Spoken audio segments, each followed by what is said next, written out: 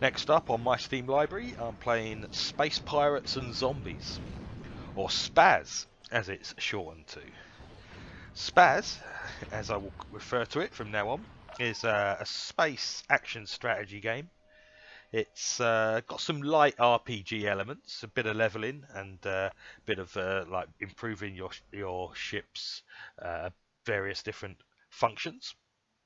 It's a little indie game made by a two-man team, two-man indie dev team.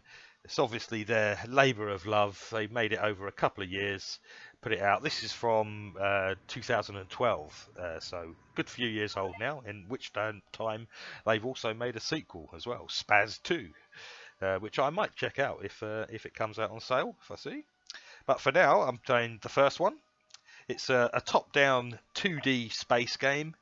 You control your ship, and AI controls a number of other ships depending on the upgrades you've bought to your mothership.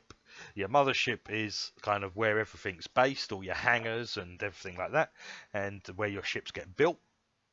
And you control one ship, and the AI controls the others, and you can flip between what ship you want to control anytime, and the AI will then take over controlling the ship that you were controlling. So yeah, you build ships in your mothership and then deploy them anywhere in the space that you're in, and you build the ships with this element called res, which is like the currency of the game, and that's required to purchase stuff and required to build your ships. You move your ship around with the keyboard and move the crosshair about where you want to shoot or the direction you want to move in with the mouse, and fire with the mouse buttons. It's got like a soft sci-fi story. It doesn't go too hard into the science or in depth or anything like that. Just a nice simple sci-fi story. And it's got very, very colourful environments and effects, lots of explosions, quite different looking ships throughout the game, different sizes and a lot of different looks to the ships. So yeah, some quite nice art in it. So you are in your mothership, the Clockwork it's called, and in the Clockwork you have your hangars, and as you upgrade or as you go through the story, you get more hangars, which allows you control or allows you to have deployed more ships at a time. You only ever control one at a time, but start off with you just got the one, and then as your mothership gets upgraded, you can then deploy two, three, and the hangars are of different sizes as well for the ships it can hold. So each hangar might have a maximum ship size it can hold. So you might have like one large hangar, a medium hangar, and a small hangar. So you can have one large ship, a medium ship, and a small ship. So that's kind of a limiting factor is to what your firepower in any combat situation is going to be. Kind of limited to how your mothership is currently upgraded, to what number of ships and what size of ships you can have out at the same time. All of your ships can be fitted in a number of different ways. They all have different amount of slots and different types of slots. They could be different types of weapon slots for like laser beams or missiles or turrets, drones, that kind of thing, and utility slots which can have tractor beams, scanners, cloaking devices, boosters to your various other functions like laser boosters and engine boosters, that kind of thing. New technology, including new ships, is gained from blueprints. Blueprints will often drop from a ship you've destroyed that you currently don't have. So if you see a new type of ship out in space that you haven't got in your hangar, it's always worth blowing it up because it'll probably drop a blueprint. And depending on the size of the ship, you have to collect a certain number of the blueprints to then have the ship available to you. It will tell you as you collect it, like one of three or one of five, whatever it is. And once you've collected the required number of blueprints, you will be able to then build that ship in your hangar. Same thing goes for the technology that goes in your ships, as far as the blueprints go. But those are purchased from vendors. So you'll see a blueprint for maybe an improved laser, and it will say like how many you've got. It will say 1 of 2, 1 of 3, and as you buy, each vendor will only have like the one. So you'll find another vendor in another system with another one, and eventually you'll get new technology like that as well. So the game is broken up into different star systems, and within each star system, different planets. So you're in a system, and you can go planet to planet. They might have different missions in each planet, or they might just have a vendor to dock at and look at and buy. Or they might have some natural resource that's there to collect. But there's usually always combat available in each of those planetary systems within the star system, so you can usually always find something to blow up without too much trouble. And so yeah, each system might have a mission as well. It will tell you as you hover over the planet what the mission will be, and what your rewards will be, and what faction you will gain or lose by doing it. There are only a few factions in the game. There's like the civilians, there's the UTA, which is the like authority, the police of the galaxy, and there's the bounty hunters. And as you get further on in the game, you come across zombies. Although zombies aren't really a faction you interact with, they're just they're just things that attack you. So you travel from system to system. Each system shows you what level is advisable for tackling it. The systems around the edge are all quite low level, sort of 1 to 10 to 15. Then there's sort of an inner ring where the systems are all sort of in the 20s and 30s, and then there's the core where the systems go sort of level 40, 50 and 60, and the story sort of moves you along in that direction, and you are free to explore as much as you like. You have to unlock the warp gates to get from one system to another. So when you're in a system, you'll see the warp gate planet to the next system is locked, and you have to fly there and blow up all the ships guarding the warp gate, and then you will be able to travel to the system that gate is connected to. And the system map shows you all this, shows you what the connections are and what levels they are. So if you need to get somewhere, you'll be able to tell fairly easily. So yeah, the combat is fairly simple to begin with, but does get a bit tough as the game goes on. You can get it very wrong if you've got like the wrong ships for a particular battle, or the wrong loadouts in those ships for a particular battle. You know, there are definitely fights where long range might be advisable, or fights where missiles might be advisable. And if you come into a fight with like completely, you're countered completely, then you can get decimated fairly quickly.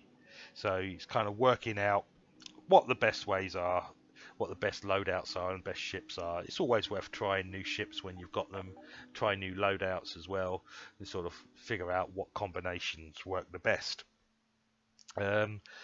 So if you are finding it tough, there's always the option to grind some levels out in a system that you're comfortable in. If you can't crack the next warp gate because it's a bit tough, the guys are killing you, you can always go back to the system you're in or were in that's more comfortable, do some missions, grind some levels that way if you're finding it a little bit too hard. So it's good fun. It's a good fun game. It's a little bit repetitive, but it's repeating the fun. You know, most of the battles are quite fun. Most of the missions, are quite fun, and they repeat often. But you know, it's repetitive fun, I would say, to start with. You can explore for no reason, but that can get a little bit boring because, like I say, most systems do just repeat the missions and that over and over, so you pretty much know what you're going to get from system to system. They're not that varied. So yeah, you can just go around exploring systems from one to another without following the story, but you'll probably get a bit bored with that eventually, and you'll probably just want to go follow the story to give you some actual focus to what you're doing. Um, the combat mechanics are quite one-dimensional as well, but like I say, they are fun to begin with. So you're just flying around in your ship, basically just keeping your crosshair on the ship you want to currently shoot at, letting the AI control the rest of your ships, and try and, if you can, try and stay out of range of whatever weapons they're firing at you if you can. If you can't, well, you just kind of sort of stay in and take your licks as you're giving out your damage as well. You can send any of your ships off to get repairs during combat if it looks like they're getting a bit low, and that puts them on like a little timer, and after the timer ticks down they kind of teleport back to your warp beacon, and then they will start repairing, and hopefully you've allowed enough time for that to happen. If the ship goes boom, then you just get another ship built, and that will appear at your warp beacon in the system when the ship has been built, so long as you've got enough res to build it. If you do run out of res, then you're kind of in a little bit of trouble for the system you're in. But there's always one ship, your entry level ship, that you can build for free, but you'll probably have to go back to a low level system to grind up a little bit more res with that ship before you're ready to go back to where you just died. And that can happen if you progressively lose ship after ship in a fight. You know, if that's happening, then the fight's probably too tough for you, and you should probably get out or reload a previous save game once you've realised that you've just blown all your currency building ships for a fight you didn't win. So yeah, the ship AI is pretty good. They take care of themselves fairly well. You can just fly the ship you like best, let the AI handle the rest. There's a pretty large selection of ships and equipment, lots of different loadout styles, and most of the equipment is iterated on. Like, you've got a level 1 laser, a level 2 laser, that kind of thing. Like I say, there's not a great variations in missions, and combat does play out the same quite a lot once you've gone through all the different types of ships. It gets a bit samey, but like I said, fun to begin with anyway. I got to a point at about level 55 where I was following the story, and the next story mission I needed to go through like a level 63 system to get to the story mission, which was in a level 61 system, and I couldn't beat the warp gate battle in the to get to the level 63 system, and there was that both ways I could have gone. I needed to go through systems in like the sort of low 60s, and I couldn't do it at level 55 with the weapons and that I had. So at that point it got a little bit grindy, and I realized that I'm gonna have to stay like in this level 53 54 system that I was in to grind up, you know, just do some missions, grind up some levels, try and improve my equipment. As you level up, you can pick what part of the ship you want to improve. You can pick the lasers, the missiles, the engines, the shields, and there was probably a lot of that I was going to have to upgrade. I was going to have to upgrade several parts, the lasers, everything really, all the offense, like my lasers, my shields, my armor. And that kind of got me, when I realised that, I thought, I'm going to be here a little while now before I can actually progress with the story, grinding up all this. And I kind of got a little bit bored at that point once I realised I was going to have to do that. So its full price is $6.99, and it's a pretty big game for $6.99. So far, I've played it for about 20 hours to get to that point I was just talking about, where I'm getting a little bored of it now, and a little disappointed with the grind that is now ahead of me if I want to progress the story. I don't kind of like games that make the story jump ahead so far in difficulty like that. I think when the game's got a story, the story should be paced out enough so that you're always at the kind of level the story requires you to be. But this one's there's a bit of a jump here, so I'm not inclined to carry on with it now. Although, according to sort of how long to beat, there's probably still another 10 hours to go on how long to beat. They reckon 29 to 30 hours to complete the story. So the point I'm at is probably about 2/3 through the story. So there's still a fair bit more to go there if I do decide I want to do that grind and grind up to sort of level 60 and then be able to progress into the systems where the story requires me to go.